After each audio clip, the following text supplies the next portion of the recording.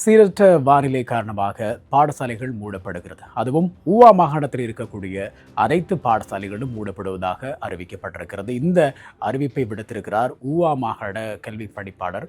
இந்த அடிப்படையிலே ஊவா மாகாணத்தில் இருக்கக்கூடிய சுமார் 892 பாடசாலைகள் மூடப்படுவதாக அறிவிக்கப்பட்டிருக்கிறது. குறிப்பிட்ட பகுதியிலே நிலவக்கூடிய காலநிலை சீர்கேடு காரணமாகத்தான் இந்த முடிவு எடுக்கப்பட்டிருக்கிறது. பாடசாலைகளை மீள ஆரம்பிப்பது அல்லது பாடசாலைகளுடைய கற்றல் செயற்பாடுகள் தொடர்பான முடிவுகளை அந்தந்த பாடசாலைகளுடைய ஆசிரியர்கள், அதிபர்கள் தீர்மானிக்க முடியும் என்றும் அறிவிக்கப்பட்டிருக்கிறது.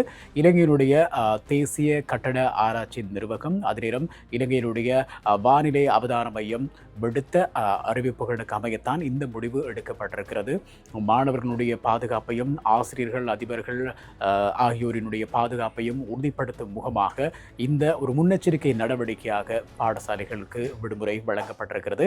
மீண்டும் எப்போது பாடசாலைகள் ஆரம்பிக்கும் என்பது தொடர்பான விவரங்கள் விரைவில் அறிவிக்கப்படும். வானிலை சீர்கேடு சரியானவுடன் பாடசாலைகள் மீள ஆரம்பிப்பது தொடர்பான விவரங்களை வெளியிட தயாராக இருக்கின்றார்கள். எனவே ஊவா மாகாணத்தினுடைய சகல பாடசாலைகளும் மூடப்படுகிறது.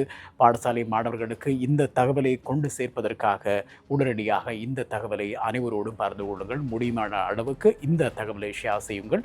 இதன் மூலமாக மாணவர்கள் வெளிப்படைந்து அவர்களுடைய கற்றல் செயல்பாடுகளை முன்னெடுக்கக்கூடியதாக இருக்கும். எனவே அனைவரும் இந்த காணொலியை ஷேர் செய்யுங்கள்.